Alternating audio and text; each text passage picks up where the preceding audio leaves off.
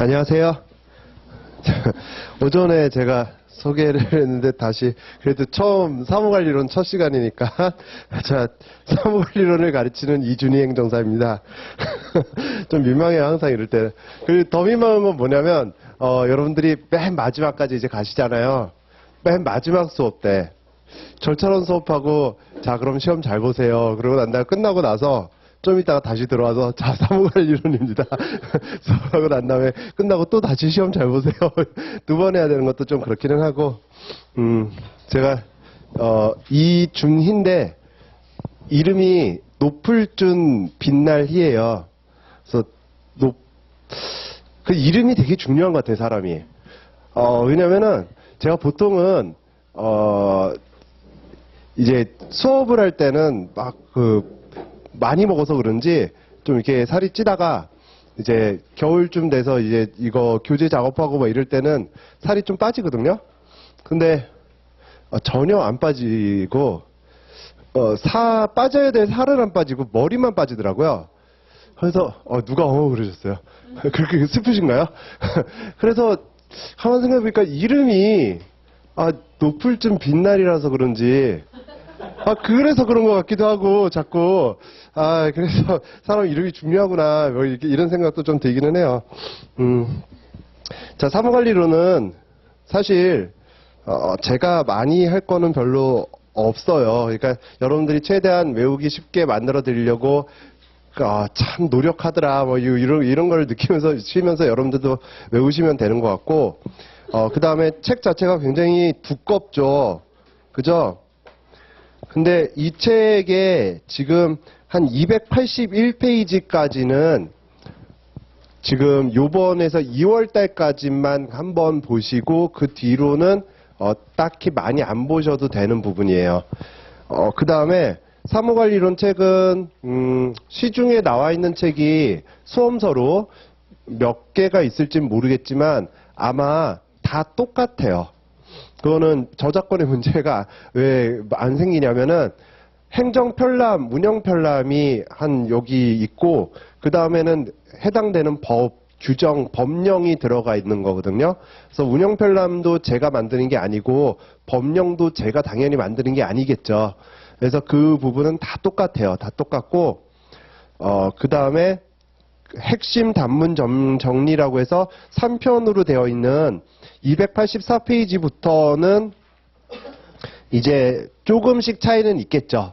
조금씩 차이는 있는데 법령을 그대로 단문을 만들다 보니까 좀 순서라든지 아니면은 표현을 조금 더 간략하게 했다, 조금 더 뭐 잘했다, 못했다의 차이도 그렇게 많지는 않을 거예요. 그래서 또 시중에 나와 있는 단문 정리를 비교해도 크게 차이는 없어요. 그래서 어떤 책을 보셔도 사실은 상관이 없는 게 사무관리론이죠.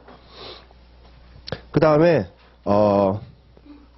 사무관리론은 전문가가 제가 지금 강사로 마이크를 딱 들고 여러분들한테 이렇게 얘기하면 그리고 지금 1교시는 항상 샘플 강의로 나가더라고요. 그래서 이런 얘기를 하면 좀 웃긴데 사무관리론은 전문가가 없어요. 여러분들이 사시면서 뭐 들어보진 못했겠지만 당연히 사무관리론을 시험 보는 다른 자격증 시험이나 사무관리론에 해당되는 과가 있나요? 대학에? 없어요. 그죠? 그러다 보니까 전문가가 없죠, 이거는. 어느 정도 전문가가 없는 정도냐면, 대학원에서 이제 뭐 민원행정에 관련된 대학원이, 뭐 행정대학원에서 민원행정학과가 생겼는데, 그러면은 사무관리론, 민원처리에 관한 법률이라고 뭐 공무원의 효율적 운영에 관한 규정 뭐 이런 것들이 사무관리론에 있더라라고 해서 사무관리론이라는 과목을 만들고, 그거를 수업할 대학원 교수님이 되겠죠. 강사를 찾는데 강사가 없는 거예요. 그래서 저는 석사, 박사가 아니거든요. 저는 그냥 학사일 뿐이에요. 대학만 나왔는데 그래서 제가 수업을 했어요. 그러니까 돌고 돌아서 사무관리론이라는 과목을 만들었는데 수업할 사람이 없다 보니까. 그리고 학원 강사도 아마 지금 법학원에서 하는 저와 그 다음에 이 법학원을 제외하고 학원이 많지도 않지만 다른 모든 학원에서 수업하고 있는 그 선생님 딱 두 분밖에 없는 것 같아요. 한 명과 한 분밖에 없는 것 같아요. 그러다 보니까 저도 전문가라고 볼 수는 없는데 그래도 제가 사무관리론을 제가 1회 합격을 하고 2회 때부터 수업을 했고 그러다 보니까 가장 수업을 좀 많이 한 사람 중에 하나가 하는 되겠죠. 그런데 그 행정협업에 관한 규정, 그러니까 행정 업무 편람 부분은 공무원이 어떻게 처리하더라라는 부분이 막 나와 있어요. 그래서 공무원이 아니면은 그 시스템에 접속을 해본 적이 없기 때문에 저도 역시 뭐 문서로 공부를 해서 여러분들한테 가르치는 거거든요. 그래서 제가 이해한 바로 그 다음에 여러분들도 같이 얘기를 하고 그 다음에 제가 수업을 하다 보면 그래서 공직 출신 분들이 제 수업을 듣다가 조금 이 부분은 잘못된 것 같아요 라는 그런 거를 많이 받아요. 받아서 그거를 시행착오를 겪으면서 고치고 해서 지금 나오는 설명이에요. 근데 제가 하라는 대로 쓰셨을 때 점수가 다 잘 나왔고 올해는 아니지만 작년에는 수석도 나왔고 뭐 그러니까 걱정하지 마시고 또 절 믿으시면 될 것 같아요. 그리고 사무관리론은 너무 지겨워요. 내용이 이게 뭐 내용이 어려운 건 없어요. 근데 어려운 건 없는데 안 써져요. 써지지도 않고 그 다음에 너무 휘발성이 강해서 한 번 듣고 난 다음에 돌아서면 바로 잊어버리고 그래서 깊게 공부한다 뭐 이런 것도 없고 뭐 더 공부할 것도 많지 않고 그래서 필요한 부분을 계속 반복을 할 거예요. 10회라는 그 학원 수업의 양이 정해졌기 때문에 제가 적당하게 진도를 나가다가 일찍 끝나면 또 적당하게 복습을 할 거고 그렇게 나가다 보면은 아마 3, 4월 순환까지는 3번, 4번 정도는 반복을 하게 될 거예요. 그렇게 해서 계속 반복을 하니까 왜 10회인데 벌써 끝났지? 왜 몇 회인데 아직도 저러고 있지? 이런 거는 고민하지 않으셔도 돼요. 제가 수업을 하면서 저도 이제 강사가 행정사는 뭐 합격하고 나서 했으니까 근데 강사 경력은 한 15년 정도가 되거든요. 되는데 근데 진도를 못 맞춘 적이 한 번도 없어요. 한 번도 없는데 제가 이 학원이 아닌 다른 학원에서 동영상 수업을 하는데 올해 어떤 과목을 찍는데 진도를 못 끝내가지고서 너무 당황한 적이 있거든요. 근데 이 과목이 아니라 다른 과목이어서. 근데 사무관리론은 아마 진도가 좀 빨리 끝날 거예요. 그 다음에, 여러분들이, 사무관리론 때 제가 좀 얘기를 말씀드리려고 했으니까 어차피 이건 논술 시험이잖아요, 지금. 우리 시험의 특징을 좀 한번 설명을 해볼게요. 논술 시험이고, 아시는 분들은 아시겠지만, 1교시, 2교시 이렇게 시험을 봐요. 그래서 2차를 기준으로 하는 거예요, 저는. 1차는 1차 선생님들한테 배우시고요. 1교시, 2교시 이렇게 시험을 보는데 1교시 때 한 과목을 보는 게 아니라 두 과목을 보는 거는 아시죠? 혹시 모르시나요? 아예 시험을 어떻게 보는 정보는 그렇게 많지는 않으니까 모르실 수도 있겠죠. 1교시 때 계약법과 그 다음에 우리가 오전에 했던 절차론을 시험을 봐요. 근데 시험지도 2장을 주고 답안지도 2장을 줘요. 근데 이제 답안지 앞면이 색깔이 틀릴 거예요. 제가 정확한 색깔은 기억 안 나는데 뭐 답안지가 2부를 받아요. 그러면 앞장이 하나가 뭐 파란색, 하나는 노란색. 그러면 하나 파란색은 이제 계약법 답안지가 되는 거고 노란색은 절차론 답안지가 되겠죠. 그리고 이렇게 해서 각각 50분 계절이 되네요. 50분 해가지고선 100분 동안 시험을 봐요. 마찬가지로 2교시도 외국어 번역 행정사 분들은 사무관리론 하나만 보고 50분 뒤에 나가겠죠.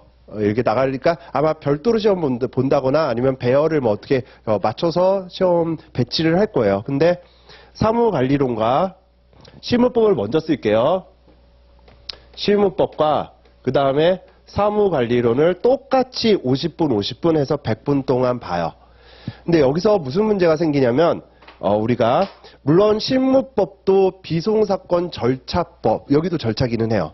행정사법, 행정심판도 어떻게 보면 심판의 절차기는 한데 아무래도 사례 문제가 나오다 보니까 그거를 좀 실제적으로 이 주장이 타당하냐 타당하지 않냐 뭐 요건을 갖췄느냐 갖추지 않았느냐 이런 거를 판단하는 거라고 해서 제가 좀 실체적인 법이라고 좀 해볼게요. 그럼 요 두 개는 실제법이고 사례가 많이 나와요. 요거 두 개는 그 대신에 절차론도 사례가 나오긴 하지만 절차론은 좀 정형화된 사례가 나온다 보니까 요거는 좀 어떻게 보면 약술이라고 해야 되나? 단문을 그냥 좀 쓰는 사례라고 하더라도 단문을 좀 그대로 쓰는 그런 사례여가지고선 단문을 쓰는 문제가 나오는 거예요. 그럼 시간이 뭐가 많이 걸리냐면 사례는 문제도 길어요. 그 다음에 여기서 뭘 묻는지를 잘 몰라요. 내가 여기서 써야 될 거를 찾아내는 것을 논점을 정리하고 파악한다고 하는데 논점을 찾고 그 논점을 어떻게 표현할지 목차를 잡고 그 목차 하에서 내가 외운 거를 쓰고 결론을 생각해서 써야 돼요. 그러다 보니까 사례 문제는 시간이 오래 걸릴 수밖에 없어요. 근데 똑같이 50분, 50분이고 100분이다 보니까 보통 사람들이 다 들어가면 계약법을 먼저 쓰고 절차론을 쓰거든요. 그 다음에 실무법을 먼저 쓰고 사무관리론을 써요. 하다 보면 누구나 좀 많이 그래요. 아닌 분들도 계시겠지만. 그러다 보니까 여기서 보통 한 60분 정도를 소요하게 돼요. 그리고 여기에 시간이 허덕거리게 되거든요. 보통 요거를 그래서 한 55분, 그 다음 요거를 한 40분 정도에 써야 돼요. 왜 5분이 비냐면 100분을 주어진다고 하면은 100분은 다 쓸 수 있는 거지만 사실 시작할 때 살짝 멍하고요.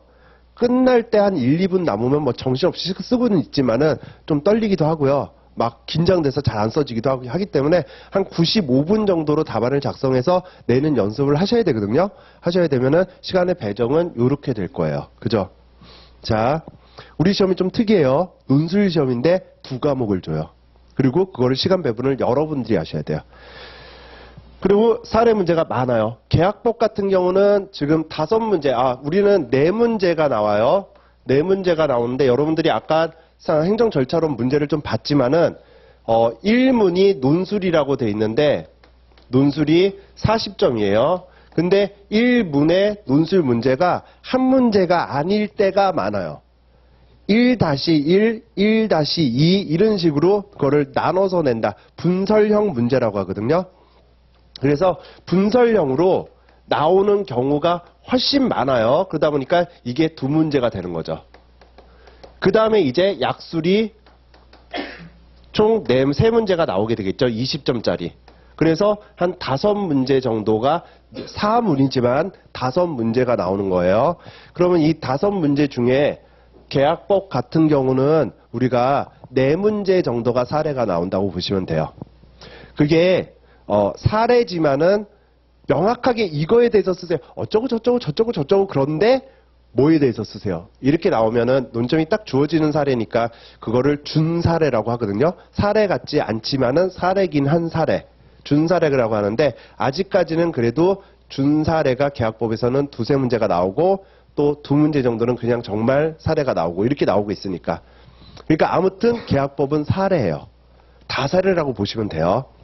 그 다음에 실무법은 비송이나 행정사법에서는 약술 3문제가 그냥 딱 약술로 나오는데 실무법의 1번 사례는 길어요. 항상. 정통적으로 길고 논점이 여러 개가 있고 좀 어려워요. 그렇기는 해요. 그러니까 시간이 많이 들어갈 수밖에 없겠죠. 그죠? 자, 그러면 5문제 중에 이제 절차로는 뭐 이렇게 항상 한 문제 여기서 사례가 나오고 근데 그 사례가 우리가 처음에는 어렵겠지만은 연습하면 결국 거기서 도는 사례예요. 그리고 뭐 정확하게 약술 3문제 나오고 사무관리로는 5문제가 다 약술로 나와요. 자, 그렇게 정리를 하시면 돼요. 자, 그러면 공부 방법인데 우리가 지금 노란색으로 쓴 계약법하고 그 다음에 실무법은 사실 굉장히 어려워요. 굉장히 어려운 거예요. 계약법은 우리가 민법이라는 거죠. 혹시 법대를 나오신 분들은 아시겠지만 민법은 1학년 때 배워가지고선 졸업할 때까지는 제가 학교를 잘 안 나가서 모르겠지만 하여튼 졸업할 때까지도 하고 법대 나와서 사법시험을 옛날에 사법시험이 있을 때 사법시험을 공부할 때 민법은 난 좀 돼 이런 사람들이 꽤 있지만은 그래도 모르는 게 너무 많고 그리고 예전에 우리 학원에서 민법 선생님 연세가 좀 계셨었는데 지금 작년, 올해까지 했던 선생님 말고 그 전에 있었던 선생님은 나는 민법을 40년을 가르쳤는데도 아직까지 모르는 게 너무 많아. 뭐 이렇게 하실 정도로 민법은 사실 어려워요. 민법이란 과목이. 근데 그 민법 중에 이제 민법 총칙이라는 게 있고 물권 있고 그다음에 채권 있고 가족법이 있는데 그 채권 중에 총칙이 있고 그다음에 각칙이 있는데 그 각칙 중에 계약 파트가 있고 뭐 그다음에 여러 가지 부당이득 사무관리 뭐 이런 것들이 있는데 그 중에 계약 파트 그 계약 파트만 우리 시험 범위예요.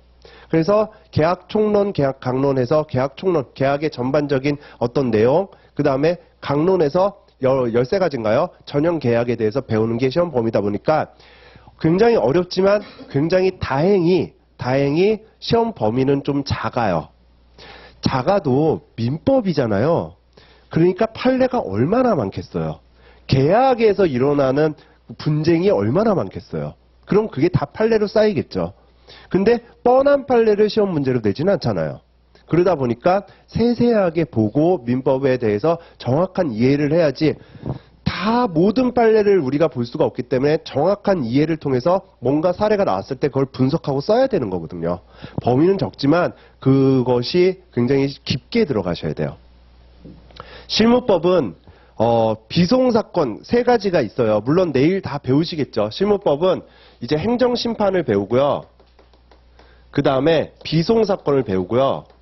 그 다음에 행정사법을 배우는데 자, 뭐 내일 다 할 거예요. 여기서 한 문제, 여기서 한 문제, 여기서 2문제가 나오는데 비송은 그냥만 얘기해 볼게요. 비송은 소송이 아니란 얘기거든요. 안일비자를 쓰잖아요, 지금. 그러면 소송은 뭔데? 근데 이게 왜 소송이 아니야? 또는 소송은 아니니까 차이점은 있겠지만은 대부분 소송 절차를 또 준용을 해요.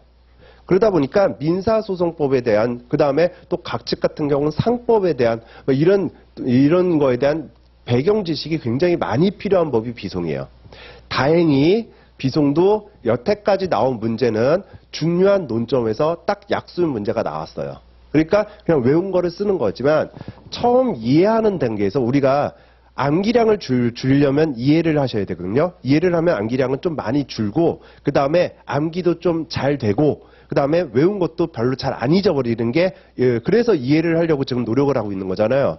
그러다 보니까 이해를 한다면은 그 이해하기까지 시험일 때 너 비송 때문에 시험을 포기했어요. 이런 건 아니에요. 이건 절대 아니에요. 왜냐면 딱 그렇게 외워서 들어가면 되니까. 근데 그걸 이해하는 데까지는 조금 시간이 걸릴 수밖에 없어요. 그 다음에 행정심판은요. 행정적인 어떤 작용이 나왔는데 그러니까 처분이겠죠. 처분 또는 부작이겠죠. 그거에 대해서 심판을 하는 거예요. 그러면 행정심판법에 국한되는 게 아니라 행정법적인 어떤 지식을 가지고 이런 행정작용이 나는데 이건 되는 거야 안 되는 거야 이거를 판단해야 되기 때문에 심판법으로 딱 떨어지진 않아요. 물론 다행히 그냥 평범한 심판에 대한 절차만 나왔고 행정작용에 대해서 물을 때는 절차론에서 많이 가져와서 물었기 때문에 시험 문제를 치는 데는 어렵진 않지만 그래도 우리가 기본 강의를 하는 데 있어서는 준비할 것도 많고 이해해야 되는 과목이에요. 그렇다면 지금 요 2과목은 지금 뭐예요?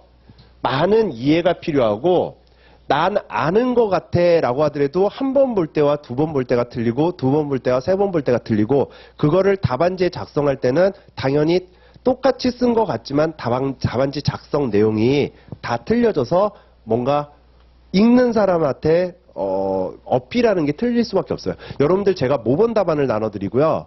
그거를 바로 다음 주에 시험을 보거든요. 한 문제를 나눠드리고 한 문제를 다음 주에 시험 보면 답안이 똑같을 것 같죠? 답안이 다 틀리세요. 다는 아니에요. 정말 똑같이 저랑 똑같이 쓰는 분들 몇 분 빼놓고는 다 틀리세요.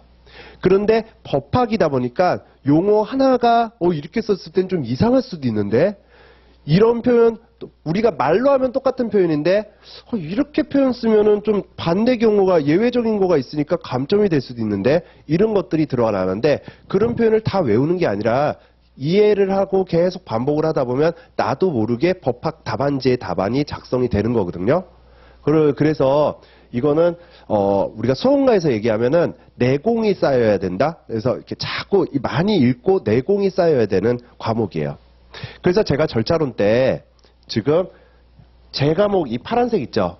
이 파란색은 사실 딱 외우고 딱 쓰면 거의 많이 비슷해요. 그런 차이가 아예 없는 건 아니지만 많이 비슷하거든요. 그래서 제가 요 파란색 제가 가르치는 과목은 수업 때만 참여를 하시라는 얘기예요. 수업까지 버려두시면 그러면은 그때는 아무것도 안 한 거가 돼가지고선 좀 힘드실 거예요. 그리고 근데 요 두 과목은 시간이 되실 때마다 공부를 하셔야 돼요. 여러분들이. 그래서 제가 절차론 때 복습할 필요 없다고 했다. 30분만 보면 된다고 했다 해서 공부량이 적다는 얘기가 아니라 이 두 과목에 필요한 시간을 투자하시라는 얘기예요. 되셨나요? 그리고 지금 단계는 쓰는 게 아니에요. 계속 왜 기본서로 수업을 하는데요? 쓸 거면은 모범 답안 딱 요약집 갖고 딱 나눠드리고 그걸 쓰겠죠. 그죠? 지금은 계속 읽고 판례도 읽고 뭐 옆에 있는 문구도 읽고 제가 가끔 나오다가 단어 하나 나오면 이 단어는 하면서 하는 것도 한번 생각해보고 다른 강사들도 그렇게 하겠죠. 그럼 그런 것들을 계속 반복해서 우리가 내공을 쌓는 거예요. 여러분들이. 자, 그러면은 과목적인 거는 물론 개개의 선생님들이 얘기를 하겠죠. 그럼 절차로는 제가 아까 얘기했고 사무관리로는 좀 이따 다시 얘기하기로 하고요. 그 다음에 여러분들한테 가장 문제가 되는 건 뭐냐면 이게 객관식 시험이 아니라 논술형이기 때문에 가끔 논술형이기 때문에 안 써져요 이러거든요. 안 써지는 이유는 두 가지예요. 첫 번째는 몰라서 못 쓰는 거예요. 정말 죄송하지만 저는 다 아는 것 같은데요. 근데 암기가 안 돼 있어요. 저도 제가 아직 그럴 나이인지는 잘 모르겠지만 가끔 제 이름을 잊어버릴 때가 있거든요. 여러분들 저만 그런가요? 그러면 제가 제 이름을 잊어버릴 때는 제 이름을 써야 되는데 제 이름이 갑자기 기억이 안 나는 거잖아요. 그러면 모르니까 제가 못 써요. 기억을 못 하는데 어떻게 써요? 그죠? 그러니까 모르는 거, 암기가 안 된 거예요. 이게 거의 다예요. 암기를 정확하게 하면은 되겠죠. 근데 사람인데 어떻게 암기를 다 정확하게 해요? 그러면 암기가 어느 정도 안 돼도 어느 정도 또 열심히 나중에 한 6월, 7월 달 보세요. 어떤 분들은 되게 잘 써요. 앉아서 계속 쓰고 있거든요. 근데 그래서 막 식사하시면서 또 다들 친해지세요. 그래가지고서 식사하시면서 그렇게 잘 쓰면은 좋겠다 막 그래요. 그러면 그분은 또 으쓱해 하세요. 근데 제가 답안지를 걷어가잖아요. 왜 쓰셨지 이걸? 왜 이걸 이렇게 쓰신 거지? 정말 말도 안 되는 걸 막 쓰고 계시는 거예요. 어떨 때는 저는 절차론 문제를 냈는데 막 계약법을 쓴다거나 막 다른 과목도 쓰기도 하고 막 그러세요. 아직까지 뭔가 자리 잡히지가 않은 거죠. 근데 쓰시거든요. 근데 더 중요한 건 뭔지 아세요? 그분은 나중에 합격을 해요. 그러니까 쓰는 거에 대한 극복이 어느 정도 돼 있기 때문에 그런데 그런 분들이 많지는 않지만은 선천적으로 되게 잘 쓰시는 분들이 있어요. 잘 쓰는 분들. 근데 저도 잘 못 쓰거든요. 저도 쓰는 거 되게 싫어하고 잘 못 썼어요. 그거를 그러면 제가 말도 안 되는 예지만 한번 예를 들어볼까요? 제가 아까 오전에 그랬죠. 결혼을 좀 늦게 해가지고선 이제 뭐 출산을 했다 이렇게 말씀을 드렸잖아요. 결혼을 늦게 했으니 당연히 아내를 만난 것도 늦게 만났겠죠. 뭐 이렇게 제가 어떻게 살아왔을지는 여러분들은 뭐 생긴 거 보면 뻔하게 알겠지만은 경험이 그렇게 뭐 많지도 않은데 생일이라고 왔는데 저한테 선물로 편지를 써달래요. 내가 40년 동안 안 쓴 거를 이때 와가지고서 편지를 쓰겠어요. 그래서 무슨 편지를 그랬더니 그럼 돈으로 줄래? 그래서 편지 쓸게 그랬죠. 그리고 집에 와가지고 편지를 쓰려고 하는데요. 뭘 앉아가지고 쓰질 못하겠더라고요.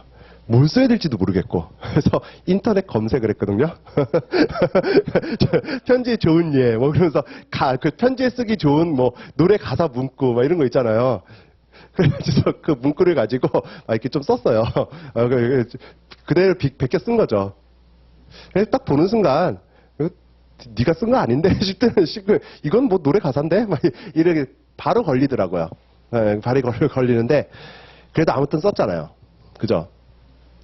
근데 여러분들은 뭐를 하시면 되냐면 잘 안 써지기 때문에 강사가 주는 답안이나 이런 것들 있죠.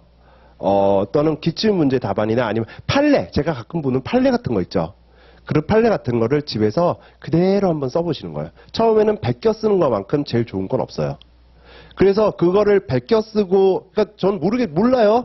그거를 베껴 쓴다고 해서 암기되는 것도 아니고 그걸 베껴 쓴다고 해서 이해되는 건 아니에요. 근데 베껴 쓰다 보면 그런 법학 답안지의 어떤 문구 이런 것들이 조금 이렇게 쓰면서 자기가 막 따라하고 그러다 보면은 처음에는 저도 가사를 그대로 베껴 쓰니까 딱 걸렸잖아요. 근데 처음에는 그런데 나중에 이제 향후 우리 학원에서 모의고사를 한 10회 넘게 보거든요. 그렇게 보다 보면은 이제 뭔가 비슷하게 꾸며내고 뭔가 써져요. 근데 그렇게 자기가 안 써보고 그 다음에 암기도 안 해보고 그리고 난 다음에 8월 달에 저는 안 써져요 그러세요. 그리고 막 저한테 막 얘기를 하는 거예요. 이거 막 몇 번을 외우고 이제 다 할 것 같은데 안 써져요. 예, 안 써져요. 안 써져요. 써보는 것도 써봐야지 써주죠. 근데 지금은 하지 마세요. 왜냐면은 아무 내용도 없으면서 모르면서 지금 써봤자 그건 정말 글씨 연습일 뿐이에요. 글씨, 기억, 니은. 그러니까 아무런 도움이 안 돼요. 나중에 한 번 정도 순환을 하고 1차를 보시는 분들은 1차를 보셔야죠. 1차를 보셔야 되기 때문에 또 그 시간이 안 될 거예요. 안 될 거고 그러면 한 5월 달에 시험 보시고 나서 한 6월 달에 고생 하실 거예요. 그 고생 하시는 게 당연한 절차니까 당연히 겪어야 될 시행착오니까 그때 제가 모의고사나 아니면 판례 문구나 체크해놨던 거 집에서 베껴보는 연습을 한번 해보시면 돼요. 당연해요. 그거 안 해보고 막판에 8월 달에 와서 안 써진다고 그러지 마세요. 자, 써보세요. 써보자. 뭐 이렇게 할게요. 그래서 일단 기본적으로 외우고요. 그 다음에는 써봐야 돼요. 되죠? 저도 되게 못 쓰는 사람인데 대학교 1학년 딱 들어가니까 갑자기 중간고사부터 뭐 논술력으로 써야 된대요. 제 중간고사 때 형법에서 교수님이 죄형 법정주의에 대해서 논하시오. 막 이런 걸 쓰래요. 그래서 저는 쓰지를 못하니까 그냥 교수님이 죄형 법정주의로 박사 논문을 쓰셨더라고요. 그래서 1번 문제는 항상 그거래요. 그래서 그거 나올 줄 알고 그 교수님 논문이 또 돌더라고요. 그러니까 모범 답안인 거죠. 그거를 그대로 베껴서 막 외웠어요. 그렇게 1학기, 2학기 뭐 이렇게 시험 때마다 좀 베껴가지고 외우다 보니까 이제는 뭐 법학 답안지를 그래도 잘 쓰는 건 아니지만 여러분들한테 답안을 낼 정도로는 쓰게 되는 거죠. 그렇게 된 거예요. 그러니까 베껴서 쓰는 게 제일 좋아요, 처음에는. 자, 그 다음에는 뭐 저는 1회 때 합격을 했고요. 그럼 제 소개는 제가 요번 시간에 하기로 했으니까 1회 때 합격한 건 아까 말씀드렸지만 합격했고 부평구청역에 행정사 사무실을 하고 있어요, 지금. 그래서 1회 때 3월 달에 제가 법정교육이 2월 때, 저희 때는 2월 달에 있었거든요. 2월 달에 끝나고 3월 4일인가 교육 수료를 완료했나? 그랬을 거예요. 그래서 교육 이수증이 나오고 그 전에 이제 법정교육을 받을 때 사무실을 내야겠다라고 해서 사무실 자리를 알아보고 2월 말에 계약을 했죠. 계약을 하고 청소하고 3월 교육 이수증 나오자마자 바로 업무 신고를 하고 그때부터 했죠. 그때부터 해서 1년 요 근처에서 했어요. 그때. 왜냐면 제가 계속 이 동네가 제가 살았던 동네는 아닌데 이 동네가 마치 저의 청춘을 다 보낸 동네라서 그러니까 뭐 공부하다 보니까 한 15년 정도 공부했나? 제가 그러다 보니까 15년 넘게 했네요. 왠지 이 동네를 떠나면 안 될 것 같고 그래가지고서 이 동네에서 같이 했죠. 여러 명에서 한 5명에서 같이 했어요. 망했죠. 딱 1년. 행정사가 딱 되시면 마이너스 지금 여러분들 공부하시려고 앉아있는데 첫날부터 망했다고 하면은 힘 빡 빠지시죠. 행정사가 되시면 그 마이너스 카드라는 걸 주더라고요. 제가 행정사 되기 전에는 강사를 했었는데 강사다 보니까 뭐 이렇게 정규 직장으로 안 보는 거예요. 그러다 보니까 뭐 마이너스 카드 뭐 이런 거 안 주더라고요. 요즘은 강사가 어떤지 모르겠지만은. 그래서 행정사가 되자마자 마이너스 카드가 딱 나왔는데, 제가 신청을 하고 1년 동안 마이너스 다 썼죠. 잘 썼죠, 아주. 머리가 없어. 그리고 난 다음에 1년 뒤에 이제 열받더라고요, 사람이. 그래서, 에휴, 내가 왜 시험을 붙어가지고서 하던 일 계속 하자 해서 강사하고 뭐 이러고 있다가 열을 받겠어가지고서, 열을 받아서 그리고 끝나고 나서 뭐 대림동에 아는 동기 형이 막 하고 있는 데도 가가지고서 보통 사무실 가잖아요. 혼자 하고 있는 사무실 가면은 자리가 넓어요. 아무리 작은 사무실이라도 자리 하나 정도는 더 있잖아요. 그럼 그냥 가요. 형 여기 자리 남았네. 나 여기서 한 달만 있을게. 그러면은 얼굴 보고 나 너 싫으니까 오지 마 이런 사람이 없더라고요. 그래가지고서 그냥 거기 한 달 있고요. 그래서 대림동에서 이제 뭐 동포 출입국 뭐 이런 거 우리가 이제 그 재외국민 그러니까 좀 아무래도 좀 중국 쪽이 많죠. 그런 쪽에 있는 출입국 업무 막 배우고요. 그 다음에 뭐 또 서초동에 가가지고서도 거기는 2달 반 정도 있었고요. 길게 있겠다고 얘기 안 했어요. 왜냐면은 같이 계속 있을 줄 알면 안 되니까. 그리고 그렇게 해서 돌고 나서 한 8, 9개월 뒤에 부평에 이제 지금 저랑 같이 하고 있는 그 형이 사무실을 하고 있길래 또 거기 갔어요, 저는. 자리 있더라고요. 자리 널널하게 있더라고요. 그래서 나 여기 있을게. 그래서 또 거기 있었던 거예요. 있었더니 그 형이, 너 있으니까 그러면 같이 사무실을 내자 그러더라고요. 그래서 거기서 사무실 내고 그 뒤로 계속 행정사업을 업을 했는데요. 아까 망했잖아요. 그죠? 근데 지금은 망해 보이나요? 망해 보이진 않잖아요. 그죠? 그렇게 망해 보이진 않죠. 그리고 결혼도 했고요. 뭐 집도 샀고요. 차는 아직 못 샀어요. 차는 왜 못 샀을까요? 면허가 없어요. 제가. 자, 이렇게 국가 자격증이 저는 딱 하나밖에 없어요. 운전면허도 없거든요. 그래도 뭐 괜찮더라고요. 괜찮은 사람은 괜찮아요. 자, 물론 저는 수업을 하다 보니까 수업을 통해서 뭔가 깔린다고 해야 되나? 좀 규칙적으로 뭔가 있어서 믿는 구석이 있기 때문에 조금 더 쉬웠던 것 같기는 해요. 근데 여러분들은 저는 1회 때는요, 제가 사무실을 차려놓으면 제 동기가 진짜인지는 모르겠어요. 저한테는 없었던 일이에요. 제 동기가 그러는데 행정사 이렇게 써놓고 있잖아요. 그러면 절인 줄 알고 들어왔대요. 그리고 저는 행정사 사무실 이름이 하여튼 우리 사무실은 뭐가 있었냐면은 찜질방인 줄 알고 들어왔어요. 왜냐면 행정사 사무실 이름이 천지인이었거든요. 그러다 보니까 찜질방인 줄 알고 들어왔다고. 찜질방이 뭐 이래 허름하고 뭐 이상하잖아요. 그래서 뭐예요 여기 그래가지고서 그러고 하기도 하고 뭐 그렇게 했었죠. 그 정도였고. 근데 그만큼 인지도가 없고 그 다음에 1회다 보니까 누군가가 저를 가르쳐주는 사람이 없는 거예요. 이 업무는 이렇게 저 업무는 저렇게 가르쳐주는 사람이 없고. 실무교육이요? 실무교육이 그때도 있었어요. 학원가에. 근데 행정사가 아닌 분들이 들어와요. 그러니까 그 학원에 뭐 민법 선생님, 그 학원에 그래가지고 또 민법 수업하고 있는 거예요. 그럼 대학교 때도 배웠고 고시 공부할 때도 했고 이걸 내가 또 왜 배우고 있나 싶어서 저는 안 들었긴 했는데 그래도 뭐 좀 들었으면 더 도움이 됐을라나? 그건 좀 잘 모르겠어요. 자, 그래서 가르쳐 주는 사람도 없고 협회도 그러다 보니까 협회 때 실무 교육을 하러 갔는데 사실조사업을 가르친대요. 그래가지고서 협회가 그때 사람이 한 100명 정도 이렇게 들어요. 이렇게 막 듣는데 자, 여기도 이렇게 분단이 있네요. 그러면은 조사를 가르친다고 오신 분이 이렇게 들어오셔가지고서 근데 자기는 사실조사 업무를 한 번도 해본 적이 없는데 협회에서 하라고 했기 때문에 나오긴 나왔는데 자기가 그래서 좀 준비한 게 있다고. 자, 사실조사니까 여기 있는 분들은 탐정, 여기 있는 분들은 뭐 그러면 뭐 죄를 짓고 도망가는 사람, 뭐 여기 있는 분들은 뭐 조사관. 자, 나가세요. 조사하고 도망가고 잡으러 가고 해보세요. 한 15분 만에 점수 딱 끝났어요. 그리고 나갈 때 다 뭐를 하냐면 오후까지 사인을 다 해요. 출석했으니까. 그리고 나가서 술 마셨죠. 조카님, 아버님이랑 마셨어요. 네. 자, 하여튼, 그래가지고선, 그렇게, 우리는 교육이 그랬어요. 진짜 아는 거 가르쳐 주는 사람도 없고 막 그랬기 때문에, 그러니까, 근데 사무실만 열면, 자격증을 가지고 사무실을 열면, 당연히 저는 돈을 버는 줄 알았어요. 사무실을 딱 열고, 그 주에 한 사건을 수임을 했거든요. 근데 사무실 전체가 합동, 그때 또 5명이서 했으니까, 토지 형질 변경이었는데, 전 지금도 몰라요. 형질 변경 어떻게 하는지. 모르는데,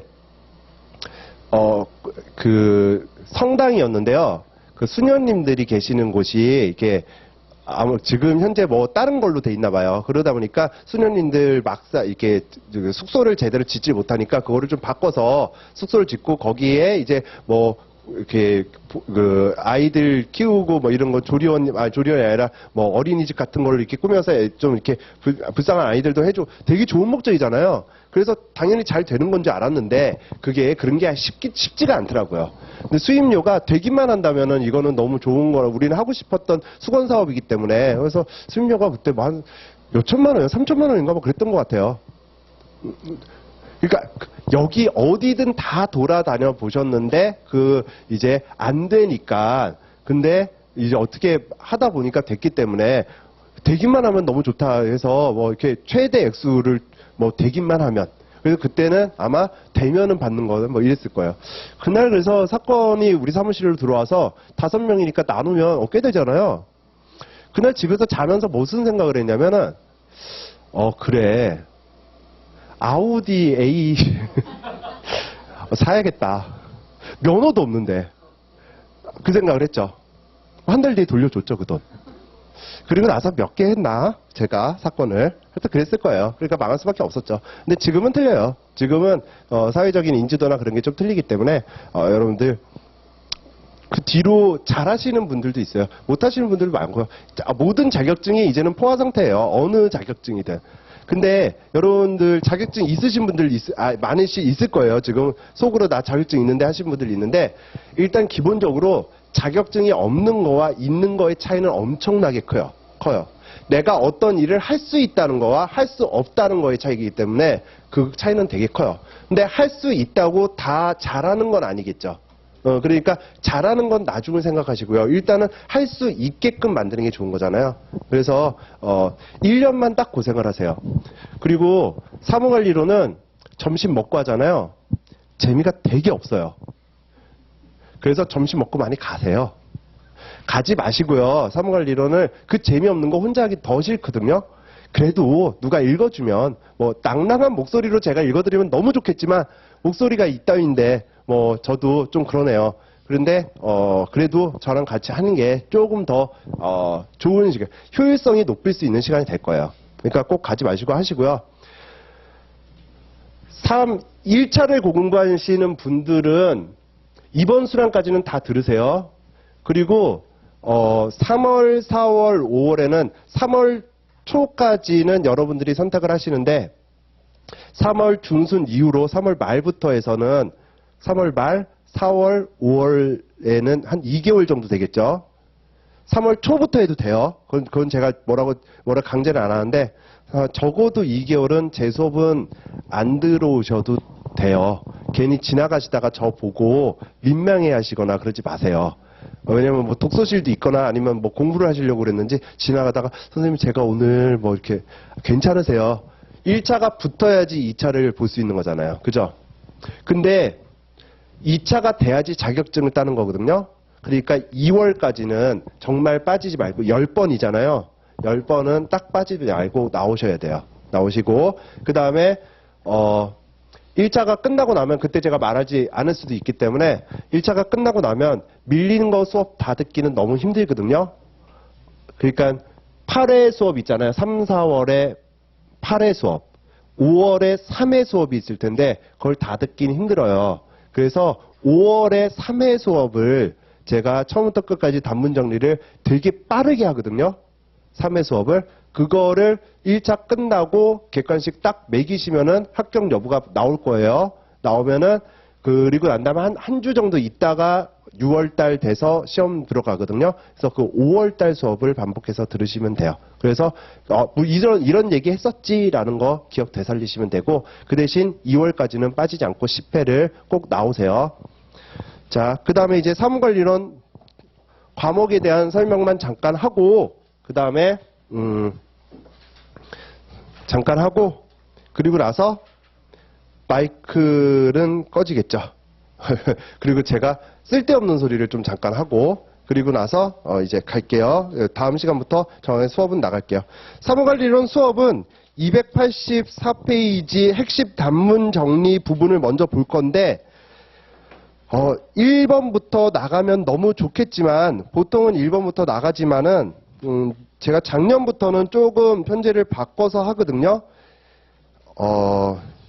어디냐면 맨 뒤에 있는 42번, 361페이지, 민원 처리에 관한 법률부터 먼저 나갈게요. 361페이지. 자, 이 부분을 나가고, 어느 정도 나가고, 앞에 부분을 복습 겸해서 빠르게 눈으로 체크하면서 앞에는 정리가 될 거예요.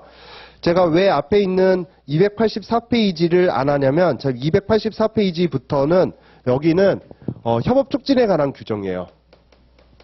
행정 업무 효율과 협업 촉진에 관한. 자, 업무 효율과. 그러니까 그냥 우리가 이렇게 이쪽에다 써야겠다. 뭐 효율과 그 다음에 협업 촉진에 관한 규정. 그래서 규정이에요. 규정. 규정이라는 거는 우리 개인정보보호법, 행정절차법, 법이었잖아요, 보통. 그죠? 근데 이거는 규정이니까, 법령하면 뭐예요, 여러분들? 법령하면, 여러분들이 알고 있는 헌법, 법률, 명령, 규칙, 조례, 이런 거를 법령이라고 얘기하죠? 그죠? 법률하면, 개인정보보호법, 이런 거예요. 그죠? 이런 거겠죠? 그 중에 이거는 규정이니까 명령에 해당되는 거겠죠? 그죠? 그래서 법이 아니에요. 법은 아니에요. 그러다 보니까 요게 좀 빠르게 바뀔 때가 있고, 그 다음에, 입법 예고, 법은 나중에 바꾸겠습니다라고 입법 예고를 해요. 이거 다음 주쯤에 행정절차론에서 배울 텐데, 이렇게 입법을 바꾸겠습니다라고 예고를 하고, 그리고 난 다음에 그게 국회도 통과하고, 법은 국회에서 막 통과돼야 되니까. 그리고 난 다음에 조금 오래 있다가 바뀌어서, 그때 우리가 바꿀 수가 있는데, 이거는 규정이다 보니까, 이것도 물론 입법 예고를 해요. 입법 예고를 하는데 법처럼 법제처에서 이렇게 막 쉽게 찾을 수 있는 건 아니고 행정 각 기관에서 이렇게 좀 찾을 수 있는 데다가 또 입법 예고를 하면 바로 바뀌어요. 그렇게 법처럼 막 어려운 절차를 거쳐야 되는 건 아니라서. 그래서 지금 입법 예고돼 있는 부분이 하나가 있거든요. 빨리 바뀔 것 같은데 아직까지 그래도 그냥 예고일 뿐이라서 교재에 반영하진 못했어요. 결제 부분인데. 그래서 그 부분이 이렇게 바뀌거나 그러면 그때그때 제가 체크는 해드릴 거예요. 그래서 하다가 중간에 막 교재를 수정하고 바뀌어서 조금 고치거나 보충 자료가 나가거나 그런 경우가 혹시 있을 수 있어요. 그렇게 되죠. 요게 지금 여기서 이제 세 문제가 나와요. 약술 세 문제가. 근데 옛날 우리 과목이 왜 사무관리론이냐면 옛날에는 사무관리 규정이었어요. 옛날에는 뭐 비교하지 마세요. 옛날 뭐 연역까지 외울 필요는 없잖아요. 사무관리 규정인데 이게 행정 업무의 효율적 운영에 관한 규정으로 바뀌었어요. 행정 업무의 효율적 운영에 관한 규정으로 바뀌고 다시 또 바뀌어서 협업 촉진에 관한 규정으로 바뀐 거거든요. 그러다 보니까 사무관리론이 된 거예요. 그러면 그래도 조금 알아두셔야 되는 건 뭐냐면 사무가 업무로 이렇게 바뀌었고 관리가 운영으로 이렇게 바뀌었어요. 그게 우리 284페이지에 내용도 나와요. 그러니까 그건 나중에 볼 거니까 나중에 볼 건데 체크를 하면 되는데 왜 사무를 업무로 바꿨고 왜 관리를 운영으로 바꿨냐면 사무는 사무실 내에서 일어나는 일이래요. 공무원들이. 근데 공무원은 사무실 내에서만 하면 되는 거 아니잖아. 국민하고 만나가지고선 우리가 모든 거를 해야 되는 거잖아. 그러니까 사무라는 개념은 빼고 업무로 바꾸자 이렇게 얘기를 했어요. 그래서 업무는 국민과 만나는 접점에서 일어나는 일련의 활동을 다 업무라고 한대요. 참 우습죠. 앞으로 계속 이런 걸 배우게 돼요. 저랑. 그래서 이렇게 바뀌었고요. 관리라는 것은 우리가 이거는 뭐 행정학이나 이런 데서는 항상 뭐 플랜 두시 이렇게 얘기를 해요. 행정학, 뭐 그다음 경영학 이런 데서는 플랜 두시 이렇게 얘기를 하는데 제가 아는 영어 몇 개 없는데 그 중에 하나거든요. 계획을 짜고 실행을 하고 그다음에 결과치를 본대요.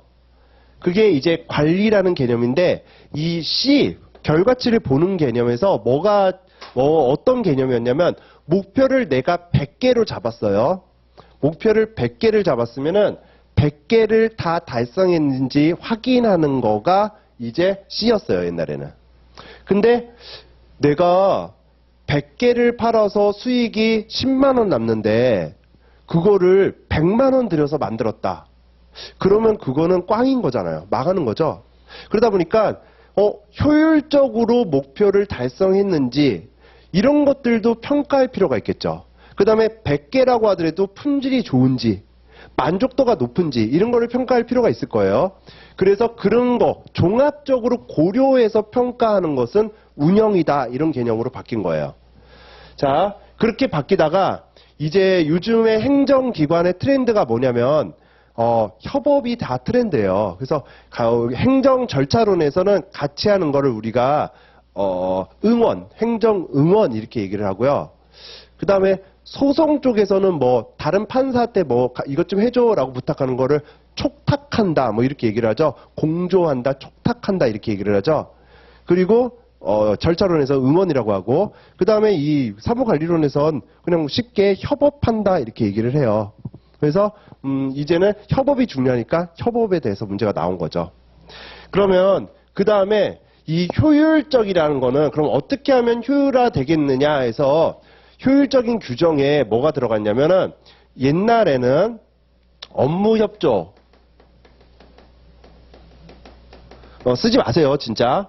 그 다음에 융합행정 행정 뺄게요. 그 다음에 지식행정 그 다음에 뭐 정책연구 그 다음에 영상회의 요 5개를 넣은 거예요. 업무를 같이 하고 융합하고 지식을 정보를 서로 교환하고 정책을 만들었을 때는 외부의 정책 연구를 위탁을 많이 하잖아요. 그런 건 어떤 절차를 거치고 영상회의 하면 효율적이겠죠. 실제 대면하지 않고 영상으로 만나니까. 그래서 이런 것들이 들어가면서 효율적 운영으로 바뀐 거거든요. 그러니까 여기가 새롭게 들어가다 보니까 우리 시험에서 얼마나 많이 나왔게요. 그죠? 정말 많이 나왔죠. 매년 나왔어요. 정말 매년. 업무 협조가 뭐 1회, 2회 때 나오다가 그 다음 융합도 나왔다가 그러다가 지금 어떻게 됐냐면은 이 또 2개를 합쳐서 우리가 협업으로 바꿨거든요. 그러다 보니까 또 1, 2회, 3회, 4, 5회 이렇게 나왔을 거예요. 같은 내용, 거의 비슷한 내용인데. 그러면 뭐예요? 그 다음에 6, 7회 좀 쉬었으니까 또 내년에 또 나올 수가 있겠죠. 그죠? 뭐 그렇게. 그 다음에 정책 연구가 이제 작년에 나왔고요. 영상회의도 작년에 나왔죠. 그래서 뭐 영상회의가 브리타라고 사람들이 대비를 많이 안 했는데 요 5개가 새롭게 바뀐 내용이었기 때문에 5개에서 나온 거라서 브리타는 아니었던 것 같아요. 그래서 이렇게 나왔죠. 지식이 아직 안 나왔을 거예요, 아마. 지식이 원래 중요한데 아직 안 나왔거든요. 그래서 작년에 나온다 막 제가 열변을 토했는데 작년에 다행이에요, 제가. 지식이 안 나오면 마이크를 내려놓겠습니다. 막 이런 얘기를 안 했거든요. 진짜 여러분들 어쩔 뻔했어요. 이제 마이크 끄고 수업할 뻔했어요. 그죠? 그러면은 여러분들은 상관없어요. 동영상은 어때요? 오디오가 꺼져 있는 거죠? 제 얼굴만 계속 보고 있어요. 망하죠, 뭐. 자, 그래도 지식이 안 나왔어요. 자, 아무튼 중요하죠. 이렇게 해서 우리가 그래서 업무 요거를 크게 보면은 그래서 행정 업무에 관한 어떤 내용적인 설명과 업무를 처리하는 게 아직까지는 그래도 문서죠, 문서. 문서 작업이 제일 많잖아요. 그죠? 그러다 보니까 문서 처리 과정, 그 다음에 여기 있는 효율적 운영을 위한 과정, 그 다음에 업무를 향후 이제 뭐 인수인계한다, 업무 편람은 어떻게 쓴다, 그 다음에 정책 실명제는 어떻게 한다, 이런 그거에 관련된 뭐 또 다른 한 파트에서 크게 보면 한 3파트 정도가 여기 있는 내용으로 구성되어 있어요. 근데 여기는 지금 보면 아시겠지만은 공무원이 일을 어떻게 처리하느냐예요. 그러니까 공무원이 어떻게 처리하느냐이기 때문에 공무원이 어떻게 처리한다라는 걸 우리가 왜 배우고 있어야 돼 싶은 막 의문이 생기면서 정말 공부하기 싫어지는데 어떻게 할 수가 없죠. 세 문제 60점이 나오고 있으니까. 그죠? 또는 뭐 40점 나오고 다른 개별법에서 나올 때가 있죠. 그 다음에 이제 두 번째는 민원 처리에 관한 법률이에요. 민원 처리에 관한 법률이에요, 이거는. 그러니까 이건 법이죠, 법. 그죠? 이건 규정이었고. 민원 처리에 관한 법률도 어떻게 바뀌었냐면은 옛날엔 민원 사무 처리에 관한 법률이었는데 사무가 진짜 쓰기 싫었나 봐요, 얘네들이. 그래서 사무를 빼고 또 민원 처리에 관한 법률로 바뀌었어요. 그러니까 여러분들이 느껴야 되는 건 뭐예요? 사무관리론의 과목 이름이 사무관리인데요. 그 내용에는 사무란 말은 쓰지 말아야겠구나 이렇게 생각. 그거 갖고 점수를 깎거나 그러지는 않을 것 같은데 그래도 안 써야겠구나 뭐 이렇게. 근데 또 편람 보면 가끔 사무라고 써져 있어서 제 책도 사무라고 써져 있는 데가 있어요. 근데 애지간하면 업무로 써야겠구나 뭐 이 정도로 파악하시면 돼요. 여기가 이제 40점짜리 논술 문제가 하나 나와요. 근데 민원 처리에 관한 법률이 양이 많지가 않거든요. 근데 40점이 1회 때를 제외하고는 계속 2회 때부터 해서 쭉 40점이 나오고 있거든요. 지금 민원 처리에 관한 법률이. 나올 만한 게 진짜 다 많이 나왔어요. 근데 올해 분설형으로 쪼개서 막 또 내고 기출해서 내고 막 그러더라고요. 그러니까 기출된 부분에서도 내고 막 이러더라고요. 그러다 보니까 어떻게든 40점을 여기서 내고 싶어 하는구나 뭐 이런 걸 느끼게 돼요. 그 다음에 이제 국민 제한 규정이 있어요. 여기 민원 처리에 관한 법률 하위법으로 국민 제한 규정이 있고 이거 하위법이라고 하면 좀 그런데 그래도 법령 체계도에는 하위로 돼 있으니까 제가 하위로 할까요? 좀 밑에 걸로 할까요? 전자정부법이라는 게 있어요. 자, 전자정부법은 제가 초창기 국민 제한 규정은 한 번 나왔어요. 한 번 나왔으니까 출제 범위인 건 확실하죠. 그죠? 전자정부법은 아직까지 한 번도 나온 적이 없고요. 사무관리론이라는 과목을 처음에 제가 1회 때, 2회 때 공부할 때는 전자정부법 내용이 모든 교재에 있다가 출제가 안 되니까 다 빠졌거든요. 그래서 저도 따라해서 뺐다가요. 군대 시험 범위거든요, 이게. 산업인력공단에서 사무관리론 출제 영역표에 전자정부가 들어가 있어요, 법이. 그래서 잠깐만 이거 기본서에도 뺐다가 안 나오면은 욕먹는 거 아닐까 해서 요번에 넣었어요. 넣었는데 다른 데는 아직까지 수험서에 없기 때문에 너무 깊게 할 필요는 없고 단문 5개만 그러면 단문 5개가 여러분들 얼마나 나중에 고통스러울지는 모르죠. 지금 와닿지가 않죠. 와닿지가 않은데 이 5개를 내가 쟤 때문에 해야 돼 막 하면서 저를 욕할지 모르겠지만 분명히 시험 범위이기 때문에 5개 정도만 조금 우리가 길게 쓰게 만들 필요도 없어요. 나중에 좀 정리할게요. 그래서 전자정부법은 기본 강의들에도 법조문을 보지는 않을 거예요. 그리고 전자정부법 법조문은 전자정부다 보니까 뭐 시스템이 어떻게 갖춰지고 막 이런 게 막 써져 있거든요. 공학도가 아닌 저로서는 이해하기도 힘든 막 그런 걸로 막 써져 있어서 그렇게까지 깊게 보실 필요는 없고 필요한 부분을 제가 아무리 노력해서 봐도 다 해도 한 5개 털리더라고요. 그래서 그 정도만 보시면 될 것 같아요. 국민제한 규정은 뭐 양도 적지 않고 한 번 나왔으니까 다 해야죠. 자, 그래서 여기는 공무원이 하다 보니까 좀 너무 딱딱하고 너무 막 공부하기가 지겨워요. 그나마 민원 처리에 관한 법률이 조금 접근할 때 쉽거든요. 그래서 여기서부터 먼저 진행을 할게요. 그리고 민원 처리에 관한 법률이 40점이 나오다 보니까 여기가 중요하고요. 그 다음에 사실 1차 민원 처리에 관한 법률은 1차에서도 나올 때가 있어요.